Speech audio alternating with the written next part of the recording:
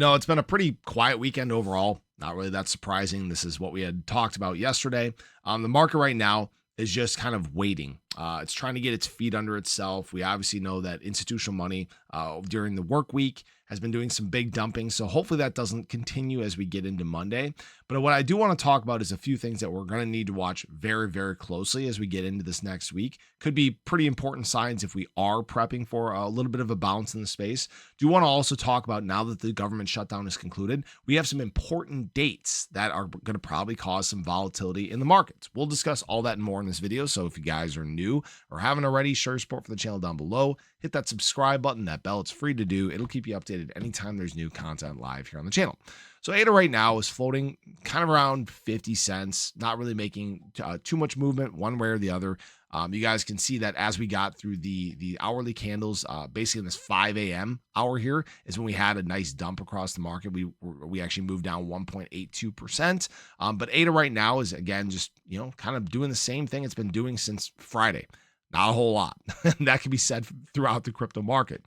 Again, like we talked about back on Friday, we did tap the bottom of this structure. So there is the potential we could come down and obviously touch lower here, down around 48 cents or so. So definitely pay attention to that if we do get a little bit of red negative push today. Right now, we're waiting for U.S. money to wake up and kind of set the direction for the day. So we'll see what that looks like. But I will say BTC right now is floating around 95.5. My phone keeps going off. I keep getting these notifications about price, and it's kind of important that we pay attention to that, because it seems like that's kind of a psychological level for everybody right now. But we really need to watch this 94.2 here. That's important as well, just as BTC touched that back on Friday. Now, that being said, couple things here. BTC dominance still broken down, still looking pretty good. It is rounding slightly. We're going to need to watch this because we did have a breakdown similar to this back in the middle of September that lasted basically a week and a half. And then we finally went back into structure. There was a little bit of a push from the market when that took place. I'm trying to remember exactly what the news was, but we do need a confirmed breakdown, right? This would be very good for altcoins. It's not that yet, so we'll wait and see what happens there. But USDT dominance actually had an important point of rejection. The last time we actually came up and touched this point was back in April, which, if you guys remember, that was our bottom. That was the moment that the market started moving back to the upside, and we got obviously this big rally. Now, will that happen again? Maybe. We'll have to wait and see what happens here, but I did want to point to this. We could be, again, just as we did back then, building this head and shoulders where maybe we come down, we get a little bounce, and then kind of a push back to the downside there. That would be a very important point. And again, that's where the market probably starts to rally and catch a little people off guard in the later part of November. We'll have to just, again, it's going to be a lot of waiting, guys. It's super boring. I get it. But we have some stuff that we're going to need to watch closely apart from these things, because now that the government shutdown is concluded, we have some dates that are going to give us some macro data that tends to impact the crypto market. First of all, jobs data, November 20th.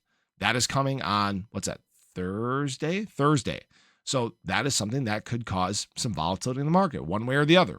That was obviously delayed from the earlier part of this month. GDP and inflation mix coming November 26th. GDP we've been waiting for since the end of October. That's Q3 GDP. So we're going to have to wait and see what kind of quarter three we had in terms of the economy.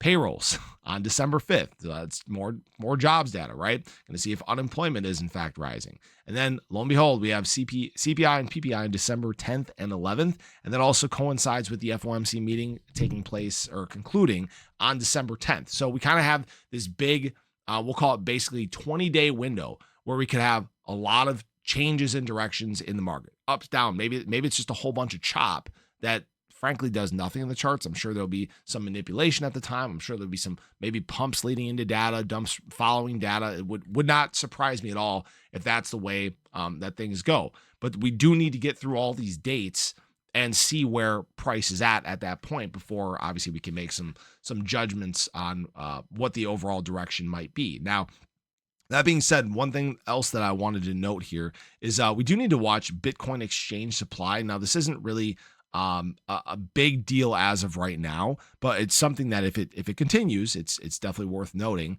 BTC since November 13th has actually seen exchange inflows to the tune of 13,000 BTC. It's not a big jump, but obviously 13,000 times You know, almost 100K. You guys can do the math yourself. But what we've seen here is a trend change, basically since the start of November, where BTC exchange supply has kind of flattened out, which we have seen at times before. If you guys remember back here in July, basically through the middle of September, we were pretty much flat in terms of BTC exchange supply before that next leg down. So right now, again, I think there's just a lot of hesitance because right now is around the time where you'd historically see the top. So some people are just waiting to see what's coming next, right? Are we going to confirm pushes to the downside and head to a bear market cycle? Or is this, again, a big bear trap where everybody gets caught and the prices start rallying? Now, some people are on either side of this, and that's fine. We've had plenty of discussions about it, and some people are going to be wrong. Some people are going to be right.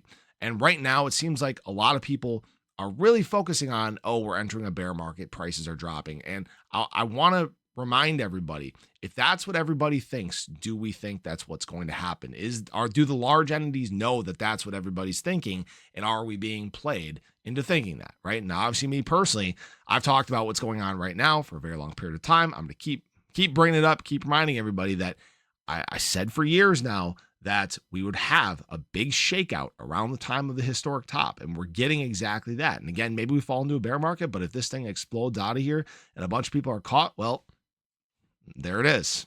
That's what we were talking about. So we'll have to watch and see what happens here. But yeah, hopefully just a nice, calm, boring weekend before we get into the liveliness of the week. So I appreciate you guys. I hope you enjoyed the video. Let me know your thoughts below, but have a great day. Catch you guys in the next one. Take care.